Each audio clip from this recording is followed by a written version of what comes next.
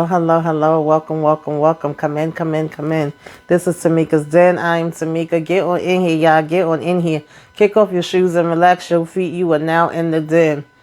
So, guys, this is my review recap. Love After Lockup. Escape and Joy. Child. Season 5, Episode 9. I'm tired of Brittany. I want Brittany off my damn screen. I'm tired of seeing her smoking her cigarette. I'm tired of seeing her stuffing her damn face, okay? I ain't saying she a crackhead, but it's very crackish. I wanted Andy to drop her off by the trash, dump her in the trash, dump her by the sea, put her in the gutter. And I don't think I've ever said this before in all the years that I've been watching Love After Lockup and doing reviews on it. But baby, lock her ass back up. I don't want to see her no more. I'm sick of her, okay? Sure, moving right along, y'all.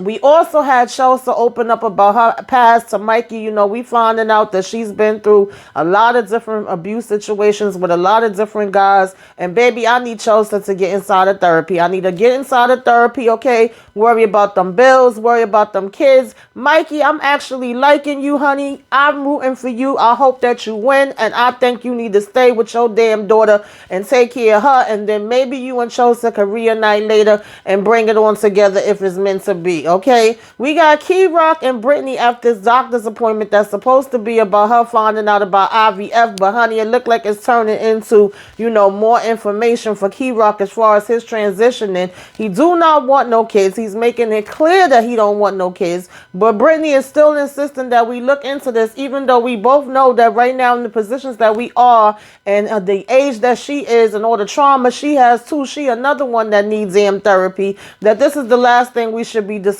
right now, okay? So I don't know, but I don't think that's going to work out. And I think if Brittany really is serious about wanting to keep going in this direction, she probably going to have to find somebody else to go in that direction with, okay? Meantime, Melissa finally woke up from her damn coma and came to reality, and now she want to have an attitude and be annoyed with Louis because she had these thoughts of who Louis was and who she wanted him to be. And the reality now that you finally is not still stuck in damn high school is that that's not what it is, honey. But that ain't nobody's fault but yours. You can't blame Louis for that, girl, okay? Child, Melissa, you work my damn nerves too. But baby, let's go ahead and get into this episode. You know how we do. Break it on down. Take it from the top, y'all. Also, Red's damn mama and them over here having a freaking fit because he wanted to leave and move with Joy. And I'm not trying to be funny, but if you know about them allegations that his mama had out here in these streets, okay, allegedly, then maybe that's part of the reason why he don't want to be in that damn house. And maybe that's why some of them young kids was in there talking about we was looking for you to come and stay with us and be a damn father figure, honey. Child, that's probably why Janome ain't bring her son there either, right, mama? We got our eyes on you. I know that, you know, Red is trash and he ready for the streets too. And we know that him and Janome ain't gonna make it, but it may be more going on there than meets the eye. I'm just saying. But anywho, y'all, we gonna go ahead and start it off. So, we basically got, you know, we gonna go with damn Melissa and Louis because there wasn't much to it. Melissa's riding in the car and we seeing, you know, Louis riding in the car and he giving her a call, you know, right before he had called her. She's basically complaining, saying, you know, I thought it was going to be something better with Louis. You know, I don't know what's going on, if this is really the person that he is or if it's just that, you know, he can't seem to function and learn how to do things on his own since he's, you know, being out now, whatever. But I'm not impressed and I'm not happy with what I'm seeing. He's really not coming along the way that I was expecting him to. Every time I turn around, he have to call me to ask me for the simplest questions or whatever, right?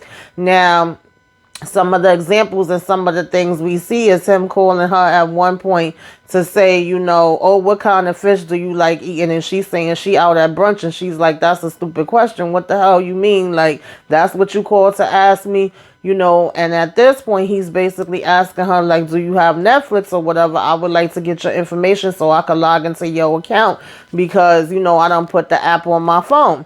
So it's not really no big damn issues, to be honest with you. And it's like, you know, not everybody is tech savvy, whether they've been out or they've been locked up or whatever. Not everybody knows how to do those things. Some people can teach themselves it faster than others. I don't think him necessarily being locked up is the reason why he can or can't do the things. And yeah, he's probably not used to doing a lot of stuff for himself because one, his mama was probably doing it for him all before. And two, yeah, he was locked up all these years and you knew that. Like he was asking her something about, you know, how he's able to transfer money from one account to another, check into savings or whatever, something along them lines. And she was getting an attitude about that. So I'm like, now you annoyed with him asking you questions. So it's been a couple of weeks at this point since she actually had got back from Joy or whatever, right? And she was like, I just thought that he would have been, you know, back into the swing of things or whatever the case may be, and he would have been getting along better than what he is. And I'm like, really? Like, what's the time frame that you give a person to get back on their feet, Melissa, when they've been locked up for mad years already, girl? Like, what was your time frame that you had in your head? Was it the same time frame that you had when you thought that he was going to be the same person that you met in damn high school, girl? So at this point, it's 1 month out of prison and he is working. He did go and take, you know, the job with his friend at the pizzeria. She's also upset about that. Oh, he's working 50 hours there, whatever the case may be. I really wanted him to find somewhere else to work. He's not making much money there. And all he did was go on 2 interviews at some other places and he got discouraged. I'm like, yeah, well, you also got to take into account that 9 times out of 10 is going to be only but so many places that he can actually apply to, being as though he do have a record, right? So at least if he is here in the meantime and working, he still went and did what he was supposed to do in his working, and at least as so far as, you know, we can see, is not using no damn drugs or nothing like that. So I mean, he could be doing worse. That's still something. Now in the meantime, she's the one that opened up her damn big mouth to say she was gonna pay for these teeth because she wanted him to have these teeth in his mouth. Okay, she said it was on her, she got it. Now she got an attitude about that or whatever because, you know, he basically was like, well, I do have a surprise for you, because she was saying that he never take incentive. He never do anything on his own. Everything is something that he got to ask her about. So he said, well, I made incentive, you know, look at this. And he's showing her that apparently this car we seeing him driving in, he just bought. So she like, I know you ain't going buy no damn car. Are you freaking kidding me? Like, how much was that? And he's like, $5,500. She like, so you have $5,500 to make a damn, you know, car payment or whatever the case may be, right?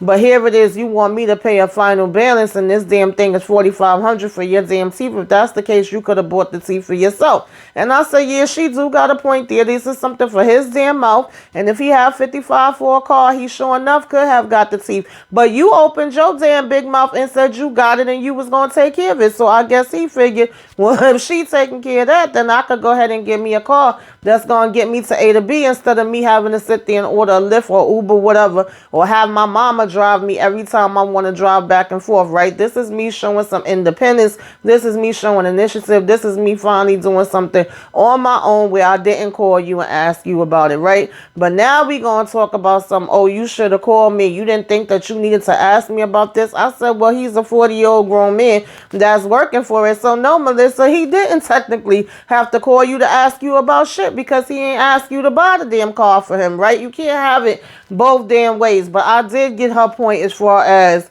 you know, the whole, wait, I could pay for your teeth, but you know what I'm saying, you gonna go buy a car thing. Now, she's actually meeting up to go get this massage, and now we are complaining that, you know, I'm finally getting to treat myself to a massage. I really, really need this. Her friend is saying that she needs it too. You know, now it's coming down on us again, that reality check. I don't know if this is how he always was, but, you know, I'm finally treating myself to something instead of me actually spending the money up on Louis. And at one point, her friend actually starts getting, you know, sensitive, triggered, and having a little trauma flashback, because she's like, you know, once an addict, always an addict, or whatever the case may be, right? And that she actually apparently lost her son's father, who was also a drug addicted person, you know, that struggled. And because of that loss or whatever the case may be, like, I thought he was better. I thought he changed. Sometimes they would tell you things and it could all be lies, right? And she is telling the truth about that. But that's not everybody's story and everybody's situation either. But I did feel like, even though with Melissa was saying was true, because she was like, I get that she went through that situation, and then she thinks that everybody's situation is that way. And, you know, she's trying to make it seem like that's what it is for Louis, even though she went through what she went through. I felt like Melissa was kind of being insensitive to her at the same time, even though that is very true. I think that she's going off of what Melissa tells her, and Melissa likes to make things seem also a certain way to fit her narrative as opposed to what it is as far as Louis, and the fact that these was things that you thought that it was going to be. This was not what he really was. This was your idea of him. This was not the actual real person. And since he's gotten out, now you getting to see the real person, and you don't necessarily like it, which is your right, but nobody ain't tell you to do that shit, okay? And so some people do backslide. Some people do fall down again. Some people will get locked up again. Some people will use drugs again. And then there's other people that never turn back to any of those things again, do good, and go on with their lives. It depends on the situation, right? And so I get her friend caring about her and being worried about her, and also because she went through this experience. She's speaking from what her experience is, because that's what you do. You go by what you know and what you've seen and what you had to, deal with. And so Melissa's over here saying how she was in severe denial. She wanted to paint a family portrait that really wasn't what the situation actually was. I'm like, well, people could say that about you too, Melissa, because you the one that was sitting here putting on a damn cheerleading outfit from your freaking closet from high school, okay, and still wanting them think that you going to prom with damn Louis. So ain't no more fantasy, than that of her damn situation. So I'm just like, girl, whatever, bye, right? And at the end of the day, she's still saying that she loved Louis and she care about him, or whatever the case may be. She don't think the situation is exactly, the same or comparable to where her friend went through or whatever, right? But at the same time, she might be getting tired of Louis. It may not be all what she thought it was cracked up to be. So that was pretty much what was going on with damn Melissa, y'all. Now, getting on over to Key Rock and Brittany, we see them reading the Bible, okay, saying their prayers, and their mama's asking them what's taking so long, come on down. And then she's like, oh, who brung this stuff in? And Brittany saying she had went out earlier and got it. And we talking to mama about, what appointment she have and stuff like that, because Key Rock does want to be there for her this time around, being as though he missed a lot of her cancer treatments and stuff like that we heard about before. He telling her how pretty she look, and she like, well, I look pretty because I look like you and you look like me, you handsome or whatever, right? And she's basically one of the only people that survived out of their family. We found out that a lot of women in the family get this, and so we really happy and proud of her and supportive of her for that. And she was like, all right, we ain't gonna keep talking about that because I don't want to get depressed. So of course we get back on the whole baby thing, and Brittany is giving her aspect of feeling like, yo, we don't have to be doing this right now, but because it does cost so much money and it does take so much time before this could even, possibly happen. Like, this could be 5 years, 7 years, whatever down the line. We still need to start looking into it now, because it's not a 1, 2, 3 thing for us. So his mom is like, I can see her point. She does have a point there. She is making sense, and I don't see anything wrong with y'all just going and hearing what the doctor got to say. Whereas we have already heard Key Rock say before, and we are continuing to hear him say, this is not nothing that I'm thinking about. I need to get my life together. I need to get my career on track. You need to go ahead and be focusing on things you got to get together. You're only 22 years old. And she's like, yeah, but I'm not going to stay 22, 23, whatever the heck she's supposed to be. Okay. She's like, eventually it's going to be a time when these things got to be done. And it is harder for us or whatever, right? And so, but once his mom starts saying stuff, then he's like, okay, yeah, I'm going to go listen to what the doctor has to say. Whereas I feel like Key Rock should have just stand on his, because it's clearly obvious that he has no interest. And it's also, in my opinion, no reason for them to be thinking about this right now. Although I do get her point. I feel like y'all got bigger fish to fry. Your behind needs to get your ass back in damn school, okay? You had no business, to me, in my opinion, to leave in the first damn place. And we should not really be worried about this. This should not be our first priority right now, that we thinking about 12 days out of freaking prison, okay? Because that's what it's been for Key Rock so far. And so basically, once mama said that, he was like, I will go and listen to what the doctor got to say. And we go back to the same doctor that she had basically seen when they was on the phone with each other. And the doctor's reiterating what he already said, how everything worked, what the process is with taking the eggs, with, Key Rock coming off the testosterone, if he's going to be the one to be given the eggs, the changes that his body will go through from him stopping and then having to start it back, and he brings up, what other operations, if any, have you already have or that you want to have. And Key Rock is basically like, well, I definitely was going, to get the breast reduction for now, get my breast taken off or whatever. And then the next step would probably be, the sex change. I could possibly think of something like that in the future, because he basically was saying that when he was born, he had more male hormones than most females do anyway. And it seemed as if some of his brothers, parts of like basically went into him, and he's like, oh, you was a twin? And it's like, yeah, I had a twin brother that actually died at birth. So they say that that's where that connection comes from. And the doctor was like, yes, that is a real thing, and that does make sense, and everybody's bodies is different and stuff like that, right? So there is cases like that, and it seemed like they started getting more interested in that and give him information on that than the damn whole, pregnancy thing or whatever, right? And then Brittany's just sitting there with this sad look on her damn face, looking lost and miserable or whatever, because when it's all said and done, she want what she want and Key Rock want what he wants. So, child, who knows which way this is gonna go? But I do not see them making any type of compromise on that, because Key Rock was being pretty adamant, still saying that I don't want no baby right now. That's the furthest damn thing from my mind, okay? Child, okay. Moving on from there, we get to Chelsea and Mikey. And I really, really like Mikey, you guys. Like, I thought, I was so skeptical of him in the beginning. And I wanted, to be kind of protective over Chelsea, because I was like, here it is. We have this lady that's deaf and everything like that. But so far, at least from what we seeing, because y'all know how some stuff could come out later, Mikey seems like a stand-up guy. He really does. And if anything, we've been kind of getting the bitch side of Chelsea, but I'm trying to give her grace as well, because she's been through so many things in her life, for one. And for two, we just had her saying that, she's finding out about all this different bill situation, money being cut off. So that will have you stressed out, right?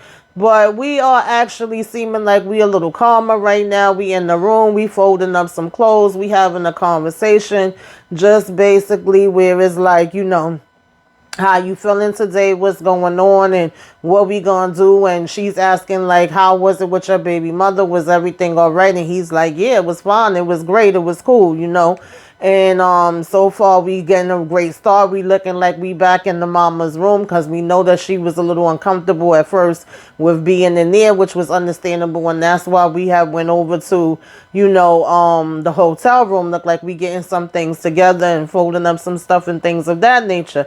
And so you can tell that she is a little insecure when the whole baby mama comes into play, right? And I'm assuming that that's from her experience, because she has said that she's not used to dating guys like that have baby mama or whatever, right? And then she's also talking about them being broken. Then he's basically like, he's gonna borrow a bit of money from his sister. He want to go ahead and try to take her out to dinner, and he is bringing up how we have not been having no damn sex, and she still has not had the conversation with him about sex. It's like, at least be honest with him about it, Chelsea, instead of sitting here talking about some damn, oh, I'm sick and this and that, which she could have been, because the kids were sick too. So maybe she wasn't completely faking with that part. But it seems like we just trying to avoid having the conversation where I feel like we should have been had it. At this point, he's been out for 3 days, right? And so also, when your mind is on your bills and your kids and different things like that, sex is not going to be on your mind. It's a little different. So we ordering up the food and we eating, and finally he just go ahead and was like, yo, let's address the elephant in the room. Like, girl, I ain't gonna lie, okay? I want to touch on your body, all right? I want to have some damn sex. Like, it's been a long time, all right? But before he got to that, he was asking her like what she thought about his daughter and the fact that she had learned the sign language and all of that. And she was like, yeah, I loved it and I was so happy and I'm glad that I did come in, you know what I'm saying, and see her or whatever, right? And you know, she talked about how she does have these insecurities that's within herself and stuff like that. And so she also, I was like, wait a minute, Chelsea, did you just say what I thought you said? Because when he started bringing up the sex, you know, she was saying how she worried about him being here, being around single women, being around his baby mama, and he showed her his tattoo that says loyalty, and he was like, nah, boo, I'm loyal, okay? I ain't gonna be stepping out on these streets. If I'm telling you that I'm with you, then I'm with you, that's me. So she like, okay, but looking like she really don't believe him for real, right?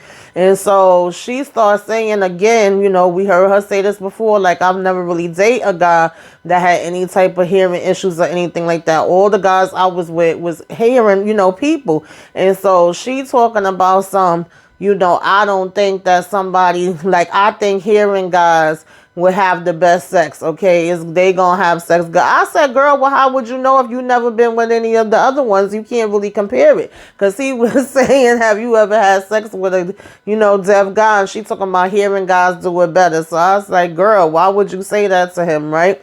And so he was making different jokes about it, though. He didn't seem like he got offended by her saying that. And then she just was like, I don't know. But she was kind of just telling him, like, yeah, no, it ain't gonna be no sex. I ain't ready for no sex or whatever, right? And he was like even saying he wondered how her voice would sound, you know, with them having sex. And so then when they get in the car, he like, yeah, you know what I mean? Think I'm going to be able to get some loving after we finish our meal and we leaving. And she started talking about some, nah, you better look at some magazines, some videos or something and jerk off. Like Joseph was just not trying to hear him, and it still was kind of coming across kind of rude, and it was like, well, wow, what is the problem? What is going on? Why don't you want me to, you know, be with you? But at the same time, he was actually saying, like, you know, I also don't want to come off too pushy. I don't want to be rushing her and all of that. So once we got back to the hotel room and we got settled, she shows him this tattoo that she has on her arm, and she was like, do you know why I have this? And he's like, no, why? You know, what made her get it? And she begins to open up and say she actually, you know, has been sexually assaulted before. She has been abused in many different ways. Her ex was abusing her all the time. And you know, sometimes it triggers her. She has trauma from it. It's hard to get comfortable with anybody in a sexual way without it coming back up and things of that nature. And right there, I'm like, yeah, Chelsea, you need to get into therapy. That is what you should be doing. You should not be worried about having no relationship with nobody if you've been abused in all these different type of ways and it's never been addressed. And he was saying like, well, why you didn't tell me before? And she told him she wanted to wait till they get face to face to be able to have the conversation. You know, he was apologizing to her that he, you know, she went through this, and he was like, I've been locked up with some guys that, you know, have done that, and I have no respect for them. They the scum of the earth. You know, they deserve everything that they get, or whatever the case may be. And it's horrible to hear that somebody I cared about has something like that happen to them or whatever, right? And so of course it just makes you feel really helpless. And so, you know, he just was kissing her and telling her, listen, so we need to take it slow. Okay, fine. That's all you had to tell me. We'll take it slow. Now, she told him it could be 5 to 6 months, child. Okay, she don't know how long it's going to be. And Mikey's response was basically like, listen, if it's going to be 5 months, 5 years, I don't care. I'm going to be here. Whatever she need from me, I got her. And I said, woo, that's nice, honey. Okay, and sound good, Mikey. But I know you're going to have to go get you some, boo. And I wouldn't be mad at you if you did. I'm just saying. But it definitely, I love the way he responded to it. I thought that was really sweet. But I definitely do think she need to take the time out to take care of her damn self and to also get into therapy. I just feel like there's a lot of things that she still has yet to, you know, just basically be able to deal with and process that she's went through in order for it to still come up the way that it do in relationships. She literally was like, she just never had any type of relationship. Every one of the relationships have either been some type of physical, verbal, you know, of course, sexual, probably financial, I'm sure emotional, because abuse comes in many different ways. Most people just think about, you know, the physical one, but apparently it's been a long list. And that's part of the reason why her dad was so skeptical from the beginning of her getting with an inmate, which is definitely understandable, you know. And they also did have a really nice outing that I thought was sweet when they was inside of like the the music store or whatever the case may be, right? So I'm here for him. I just really am like want Mikey to put all that into his daughter and getting himself on his feet. I want Chelsea to go back home, catch up on her damn bills, okay, like she need to, and see what's going on with her kids, and also put herself into therapy, right? Because of course we were saying how she was going to be getting ready to leave soon. She wasn't going to be out there too much longer. You know, she's kind of worried about leaving him and what he going to be up to while she's gone. And he's telling her not to worry, that everything is going to be all right. You know, he's all in with her. Like, he's committed to this whole thing. And another thing, even though I do get her being nervous and scared and having these different traumas, you telling him you don't know him, but you didn't know him when you was talking about marrying him and bringing him around your son either, Chelsea. So I need you to make better decisions as well, and to really think about the things that you are saying and doing, girl, because it's giving a lot of contradictions. Okay, so that's all I gotta say with that's concerned. Child, now we gonna move on over to Red and Janome. We gonna just get them out the way. Red and Janome, they in a good mood. They ride into his mama house. She came and picked him up, saw his hair, was like, oh, you look so good, babe. Okay, we riding on over here to your mama house, but we know we gonna be leaving to go back to New Mexico, and you know, we looking forward to that. But we know that mama and may not be too clear on how fast that he's supposed to be leaving. And mama comes to the door as soon as he get there, and she happy to see him, and she telling him, yeah, she like the haircut, she like how he look and everything like that. And basically we like, you know, we gonna go ahead and invite them in, and we gonna sit around and hug each other and talk, and you know, all of that, right? And it was going good for about 5 minutes, child. And then Red said, you know, I don't know if I'm going to be able to come back tomorrow, because they was like, Dad, what did you do all day while you got here so late? And he was like, you know, we woke up, I went and got my hair done, we chilled, I had a really nice time, felt good to be in my own bed, whatever, whoop-de-whoop-de-whoop. And then we was like, well, I don't know if I'm going to be able to come tomorrow, because I'm not too sure when we leaving tomorrow, right? So going back to Washington. Babe, they was like, what? Hi, everyone. I don't think I heard you. Repeat that. Can you come again? You leaving when? You just got here. You only been here like 2 days. How the hell you gonna leave now? You know, you don't even know Joy. And I thought that was so rude and so disrespectful. Regardless of what your opinion is, and you probably are 110% right, when it's all said and done, this is his decision. He's literally the one that's sitting there telling you, I'm a grown man. I'm making this decision. This is what I feel like I need to do, because I don't feel like I can stay around here anymore.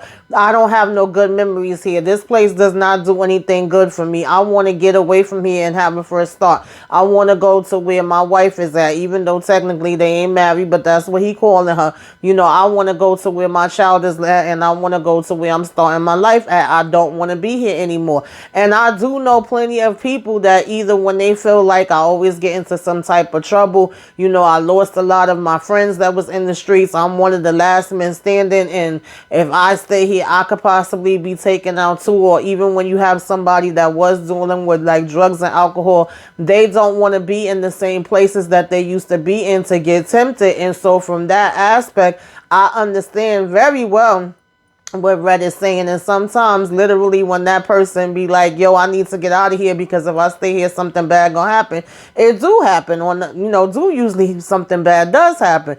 The flip side of it is you could basically be like, you know, oh, that don't matter, and wherever, you know what I'm saying, you go, it's up to you to do what you're supposed to do. But if this is what he's choosing, whether you like it or not, or whether you agree with it or not, it's on him. And I thought that it was really kind of like nasty, okay, to come out and be like, oh, well, who is Joy? And Joy is the one that's taking you away from us. And, you know, who is she? She ain't nobody. And she's just trying to come in here and take over, and you only caring about her and not our feelings and stuff like that. We turned on Joy so fast, which, I mean, they was already kind of showing they didn't like her from the beginning anyway, but they was being more cordial with her, at least from the beginning. And so you know, Joy, I felt like should have just sat there and been quiet and let him talk to them, because the minute she opened up her damn mouth and was like, oh, well, you know, I'm going to make sure that he come back and forth and that he could visit and stuff like that. You know, he was getting locked up when he was here. And then one of the little cousins, you know, they cousins, but they grew up as brother and sister. She talking about some, oh, well, we going to keep him in the house. I said, what y'all going to do? Keep him locked up in the house? You know damn well he's still going to be going outside in the street, okay? And then she gonna basically be like, you know, we gonna make sure that he don't get locked back up. And I'm like, how are you gonna do that? I mean, honestly, he could get locked back up there or in New Mexico. Can't nobody stop him from doing that but him, right? But nonetheless, I did get their reactions, but I just didn't feel like they should have been taking all the anger out on Janome, right? And even he starts to say, like, you know, y'all needs to chill, like EPMD, y'all doing too damn much. And his mama was basically like, watch your mouth, I'm still your mama. He like, yeah, you my mama, but I'm a grown-ass man, I'm 30 years old. She's saying that he's not prepared or ready to go and make this move or whatever. He don't know nothing about being no husband. He don't know nothing about being no father. And he don't, because he haven't lived his life. He literally been in jail all of his damn 20s. So she not lying when she say that part either. And they all saying how they disappointed.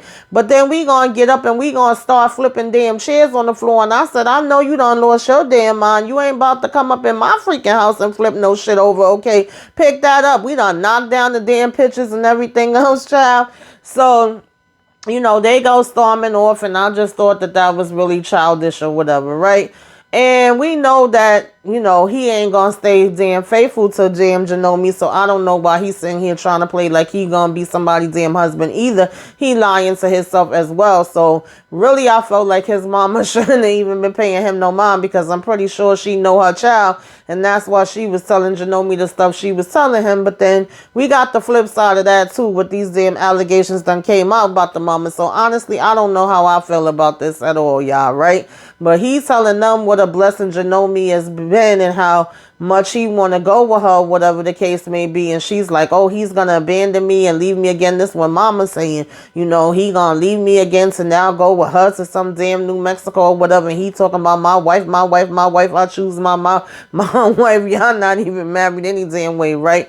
And they all have basically walked away and said they didn't want to hear no more of him and his shit. So now the sister done came back with her pizza, and she like, well, what the hell going on in here? Seeing everything turned on the damn floor. And he like, yeah, they all upset because I'm leaving tomorrow. And I was surprised, because this was the sister that was really originally coming kind of hard at Janome, but she actually was like, okay, well, it is what it is. We not going to get him to do what we want him to do. He going to make his own decisions. This is his choice. If he's saying he leaving, then he leaving. You know, Red done opened up that damn pizza box. I said, did you even wash your freaking hands, Red? Red in there digging and eating up the damn pizzas and still continuing to talk about what his plan was. He didn't give a damn about his mama going off, okay? That shit did not faze him not one bit. And then he was like, you know, we gonna go ahead and get up out of here.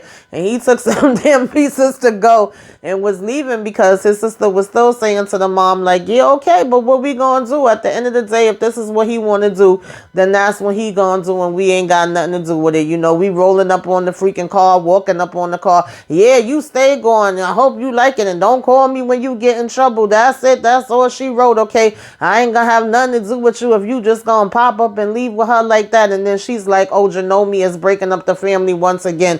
I'm like, well, when was the first time she broke him up? Because how much breaking up could she do when he was in jail?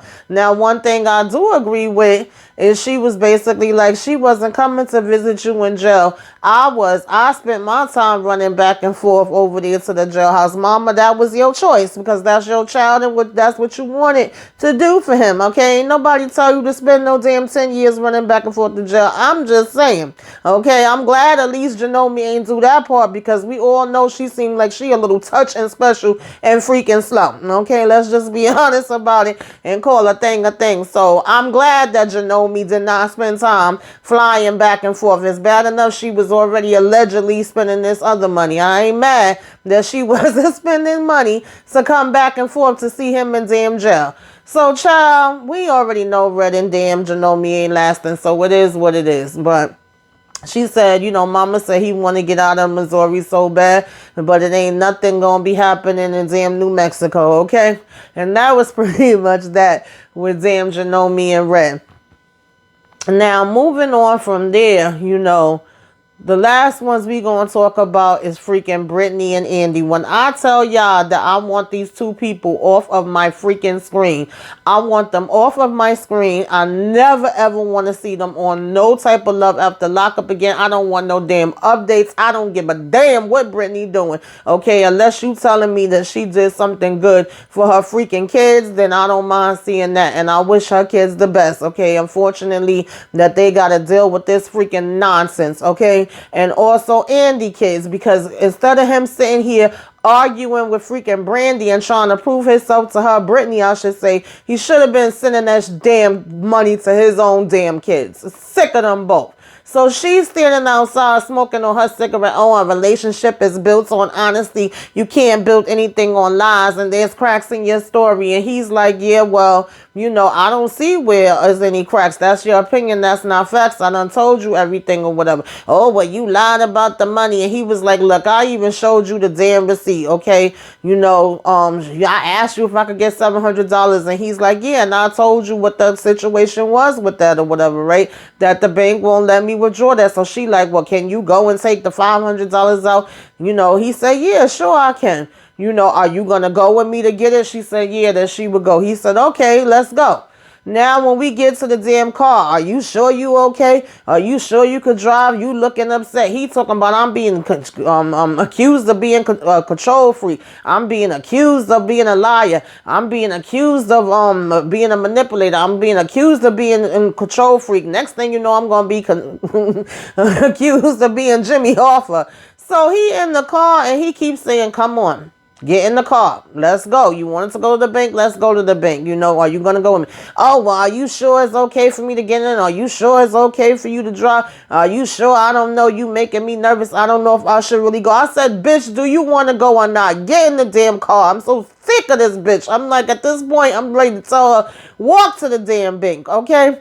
So we start driving off and Andy over here driving freaking crazy. I said, well, maybe she did have a reason to be scared. And he talking about he left the damn glasses at the house or whatever the case may be. And he had told her to put her seatbelt on. And she was like, why? He was like, because it's the law. She was like, oh, I don't know. I got kind of scared for a minute. Like maybe there's a damn another reason going on, right?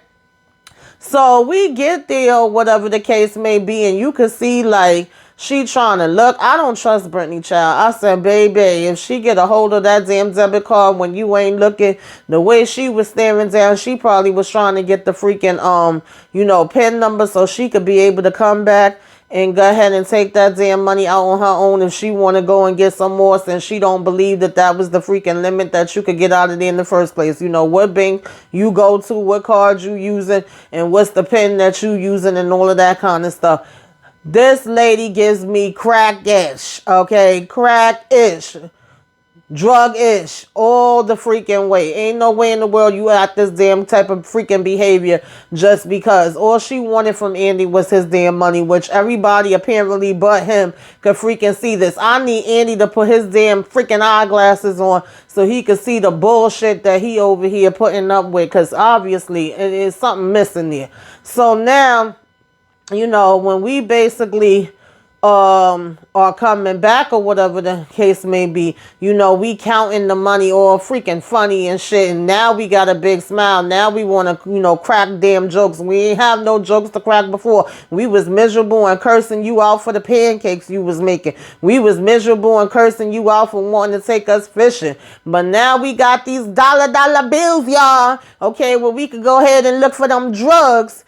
And now we got the biggest smile that I done ever freaking seen you have, right? And so she's sitting there counting the money and she claimed it was $20 missing from whatever, right?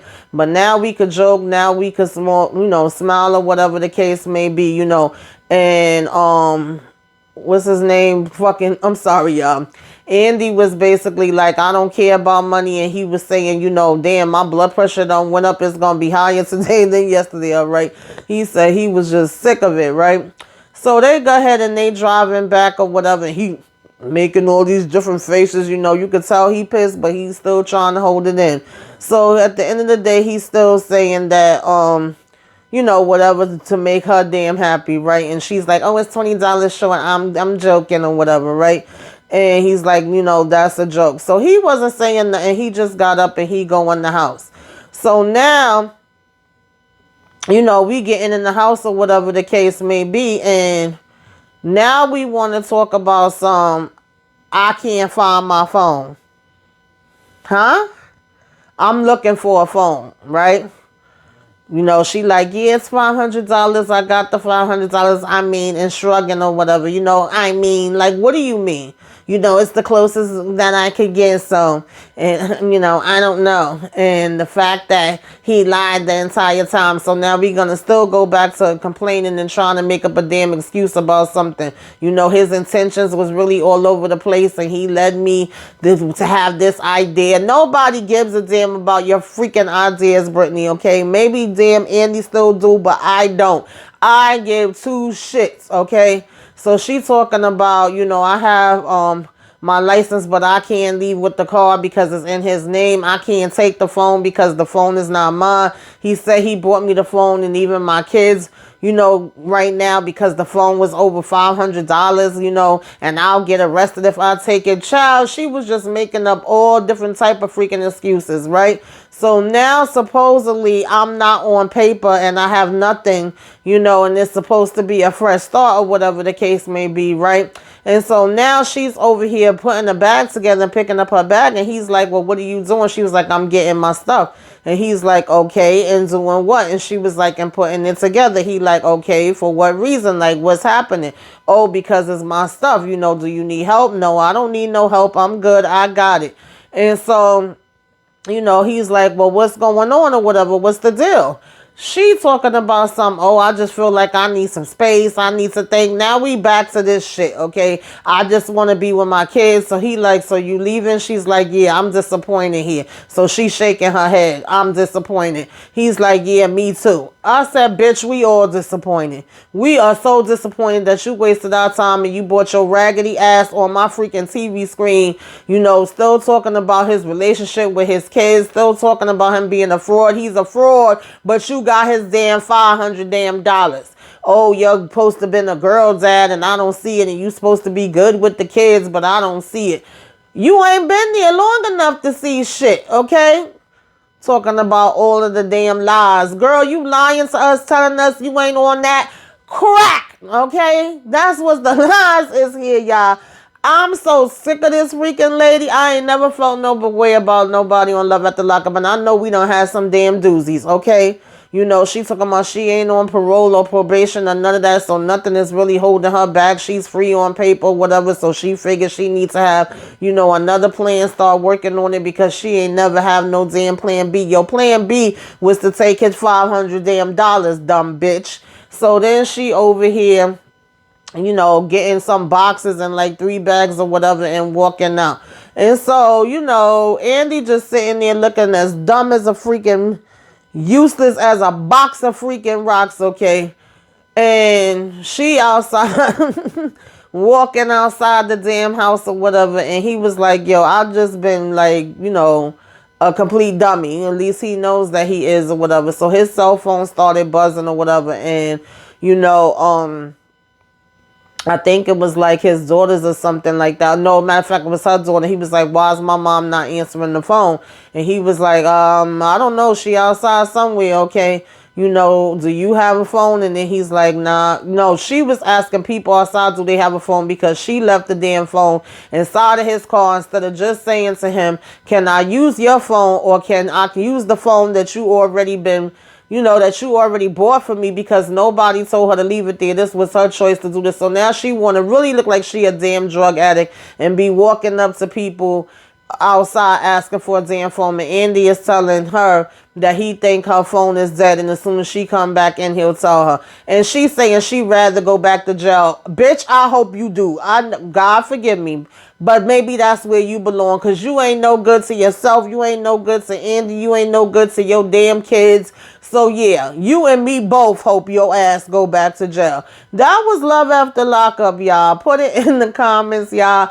Tell me what y'all thought about this. You know, who you liked, who you didn't like, all that good stuff. Give me a wave. Let me know you came by. Put some flames up in the sky. Like, comment, share, subscribe if you are so inclined. Till next time, y'all. Toodaloo.